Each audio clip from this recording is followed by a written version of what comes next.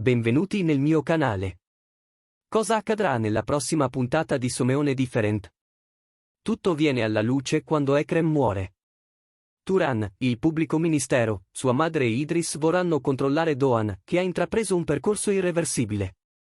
Chiederanno a Idris: Doan, come gli spiegherai che hai ucciso il padre della ragazza che ami? Ma Doan dirà di non aver ucciso Ekrem. Vedendo che questa situazione sta peggiorando, Idris aiuterà Turan e vorranno porre fine alle azioni di Doan. Doan sarà liberato dalle loro mani.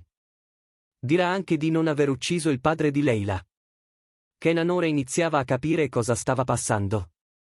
Si ritrovò sobrio accanto a Ekrem.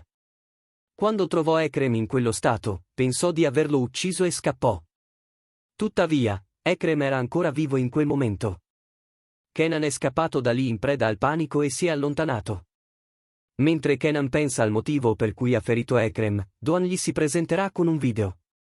Invierà il video che ha girato a Kenan. Doan dirà a Kenan che vive nel suo corpo e ha commesso gli omicidi. Ma dirà di non aver ucciso Ekrem. Perché Kenan l'ha visto per ultimo e Doan non sa cosa sia successo in quel momento. Kenan non crederà a quello che dice perché si è svegliato accanto a Ekrem e pensa che sia morto. Doan rimarrà nel corpo di Kenan ancora per molto. Non lascerà che venga rinchiusa in ospedale. Kenan sarà molto scioccato da ciò che sentirà.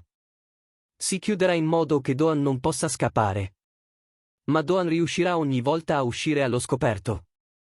Leila troverà l'orologiaio e scoprirà che suo padre ha raggiunto per l'ultima volta il nome di Kenan. Anche se Doan punta la pistola contro Leila per impedire ciò che sentirà, non sarà in grado di farlo. Il fatto che il padre di Leila sia morto spingerà Leila a indagare maggiormente su questo incidente. Leila verrà presa da uomini mascherati e portata da quell'uomo disonorevole chiamato Sen. Sen vorrà che Leila rinunci a questo incidente e la minaccerà con suo fratello. Da un lato la possibilità che Kenan uccida suo padre, dall'altro Sen e i suoi uomini. Giorni molto difficili attendono Leila. Non dimenticare di mettere mi piace al video ed esprimere le tue opinioni nei commenti. Arrivederci.